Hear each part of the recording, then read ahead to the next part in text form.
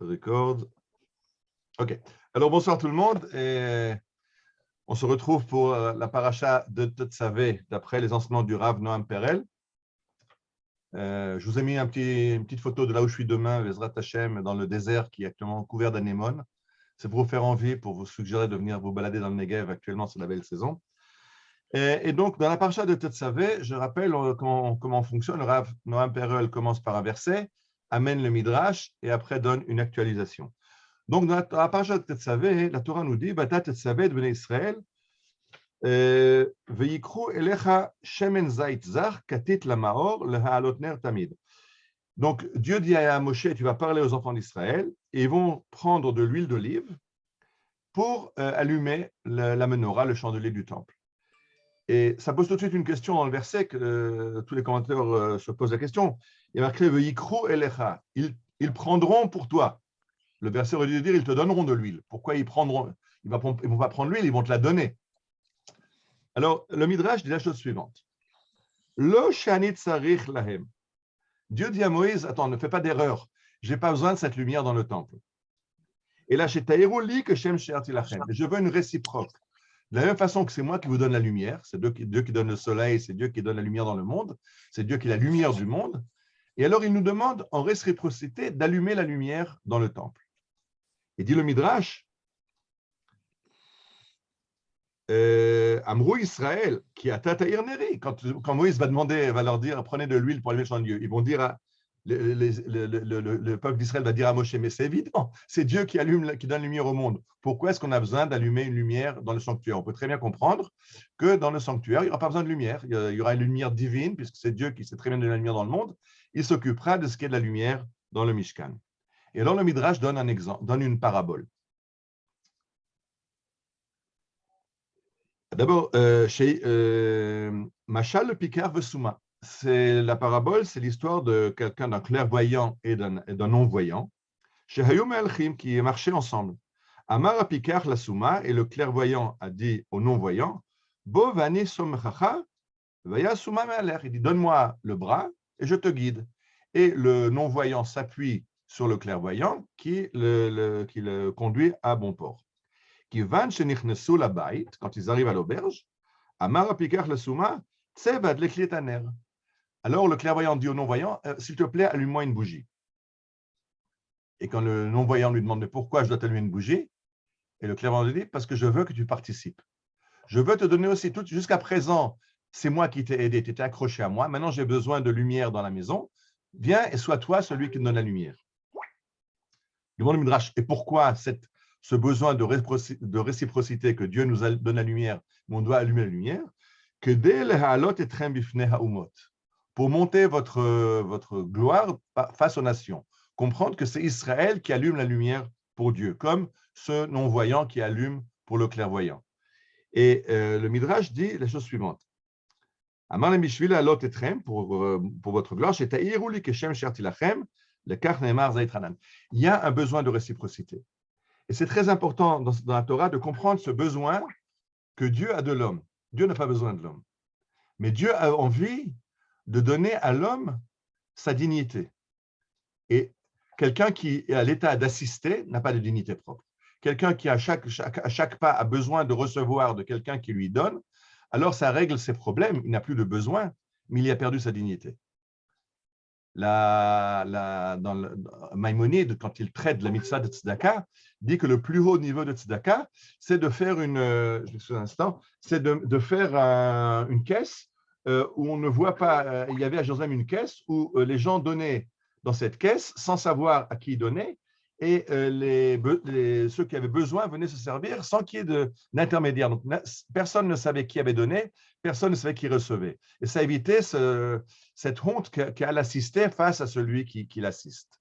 Alors la Torah dit, c'est comme ça que Dieu veut le voir. Pour redonner une dignité à Israël qui est tout le temps, on reçoit tout de Dieu, on reçoit la vie, on reçoit nos repas, le matin dans la prière, on remercie Dieu au lever pour les habits, pour le repas, pour la vie, pour tout. On reçoit tout de Dieu. Dieu dit, donnez-moi quelque chose, comme ça vous vous sentirez, c'est un peu dur de dire d'égal à égal, mais disons-vous en situation de réciprocité. Je pense que c'est très important parce que cette notion dans le judaïsme que Dieu est un Dieu bon et qui veut le bien de l'homme. Et c'est très, très différent des mythologies grecques, par exemple, où je donne l'exemple, toujours, chez les Grecs, le feu a été volé aux dieux.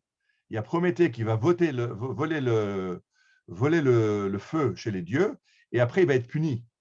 Alors que dans la Torah, le Midrash nous raconte que c'est Dieu qui a enseigné à Adam Arishon comment frapper des silex pour en faire jaillir le feu.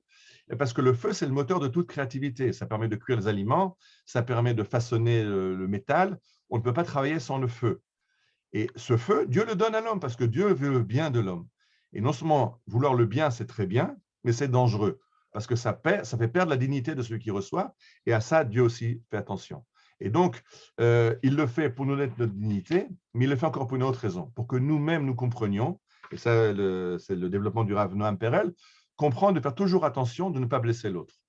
On a des élèves, alors on n'est pas le maître qui est au-dessus de l'élève et qui enseigne ce que lui sait à l'élève qui ne sait pas, mais il faut surtout faire toujours attention de ne pas faire perdre sa dignité à quelqu'un qui est en dessous de nous, que ce soit un subordonné au travail, que ce soit un élève face à un professeur, que ce soit un pauvre face au donateur. Il faut toujours faire attention de laisser la dignité à celui qui reçoit. Ça, c'est un des enseignements qu'on peut prendre cette paracha. Comme il nous reste encore un peu de temps, je vais encore en faire un deuxième.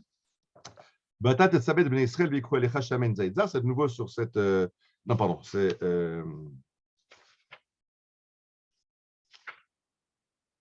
oui, c'est sur le même verset.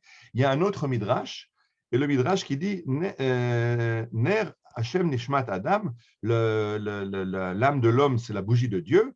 Amar Akadosh Baruch Hu Yehi Neri Biadcha Venercha Beyadi, que ma lumière soit dans ta main, que ta lumière soit dans ma main. Ve'ezonerosh Lakadosh Baruch Hu Zot Torah, et la lumière de Dieu, c'est la Torah. Et là-dessus, le Midrash demande Mahu ner mitzvah. Pourquoi la Torah est associée à un ner? Ner, on traduit par bougie. En fait, c'est une lampe à huile, mais l'idée est la même. On peut prendre bougie, c'est bon aussi. Pourquoi la mitzvah, les commandements de Dieu, s'appellent ner? Et la kolmi sheose mitzvah ou kemi shemadlik ner lifna kadosh baruch hu. Celui qui fait une mitzvah, c'est comme il allumait une bougie devant Dieu. Ça veut dire quoi? Le Midrash dit la chose suivante. Souvent, un homme a envie de faire une mitzvah. Il est bon, il a envie de faire le bien. Pourquoi tu vas faire cette mitzvah et dépenser de l'argent qui va manquer à tes enfants après? Garde ton argent pour tes enfants. Pourquoi tu donnes l'argent à un indigent? Pourquoi tu donnes la tzedaka? L'aumône, c'est une mitzvah, mais tu lui perds de l'argent. Le Yetzer Atov, le bon penchant, lui répond Ten le mitzvah qui katov ner mitzvah. Donne pour la mitzvah, parce qu'il a écrit la mitzvah comme une bougie. Et quelle est la spécificité d'une bougie? À partir d'une bougie, vous en allumez 100 autres bougies, 1000 autres bougies, la lumière de la bougie n'a rien perdu. La lumière de la bougie peut se transmettre sans pour cela qu'il y ait une perte dans la bougie d'origine. Et dit le Midrash, c'est ça la mitzvah. Dans la mitzvah, tu ne perds rien. Tu donnes, mais tu ne perds pas. Alors, ce qu'explique le Rav Noam Perel, il y a une dissociation entre le monde physique et le monde moral. Dans le monde physique, si je donne à quelqu'un, j'ai perdu ce que je vais donner. Si je vends quelque chose à un acheteur, j'ai perdu, j'ai peut-être reçu de l'argent, mais j'ai perdu ce que j'ai donné. Il y a toujours quelque chose qui est perdu pour celui qui donne, dans le monde physique. Dans le monde moral, non. Si j'aime quelqu'un, je n'ai pas moins d'amour chez moi. Si j'enseigne à un élève, je n'ai pas perdu de la sagesse. Au contraire, les Chachamim nous enseignent que Yoter Mitalmidai, Yoter Mikulam, le maître qui enseigne, développe sa propre science à lui, parce que le fait d'enseigner, le fait d'être face à des questions des élèves, ça lui permet de se développer encore plus. Donc, en fait, dans le monde, il y a un monde matériel où quand on donne, on perd quelque chose, un monde spirituel où quand on donne, on ne perd rien. Et dit le Midrash, dans le monde matériel, quand tu es dans le monde de la mitzvah, il y a un coup de passe-passe qui fait que même si dans le monde matériel, tu as donné la tzedaka, tu n'as rien perdu. Parce que moi, je te donnerai l'équivalent de ce que je donnais et même encore plus. Et il y a un très beau verset dans Malachi. Vous savez qu'il y a marqué dans la Torah qu'il faut donner la dîme aux Lévis et la dîme aux pauvres. Il y a marqué dans la Torah « aser te aser ». tu donneras la dîme. Aser, c'est donner un dixième, mais c'est marqué 2 fois. Aser, t'es aser. Et les Chachamim expliquent Aser, bishvil shetit Aser. Si tu donnes la dîme, tu deviendras plus riche. C'est-à-dire que tu ne perdras pas en fait de donner en tzedaka. Et le verset le plus clair, c'est un verset dans Malachi, par ça je finis, dans la prophétie de Malachi, Malachi qui est le dernier prophète de la Bible. Il est dans Malachi au 3e chapitre, donc c'est vraiment le dernier chapitre de la prophétie, où il enseigne Haviu et kol ha'maaser el bet ha'otzar, amenez toutes les dîmes dans la grange, vihi teref beveti, non, dans le trésor du temple, afin qu'il y ait un trésor dans le temple, ou bechanuni gambezot. Et alors, faites-moi un test, testez-moi. Amar Adonai Tzbaot, a dit l'Éternel, Im lo iftach lachem et arubot hashamayim, barikoti lachem bracha ad belidai. Testez-moi, et vous verrez que j'ouvrirai les cheminées du ciel et je vous donnerai une bracha infinie. Et d'ailleurs, sur ce texte-là, le Talmud dit qu'on n'a pas le droit de tester Dieu, sauf dans un domaine, puisque le prophète a dit, on a le droit de tester Dieu dans la tzedaka. On a le droit de donner à tzedaka en disant, j'ai du mal, je ne m'en sors pas, et voir que Dieu nous envoie la bracha. Alors ça, c'est aussi un sens de cette paracha, qu'il faut donner pour le temple. C'est la Torah nous a demandé de donner pour le temple, pour Dieu. Elle nous donne de donner aussi pour l'aumône, etc. En nous garantissant que quand on donne, alors même quand c'est physique, c'est quelque chose, on a donné de l'argent par exemple, si c'est pour la bonne cause, pour une mitzvah, alors il y a une transformation.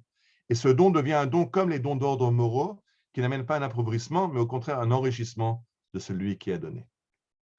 Voilà, je vous souhaite un très bon Shabbat.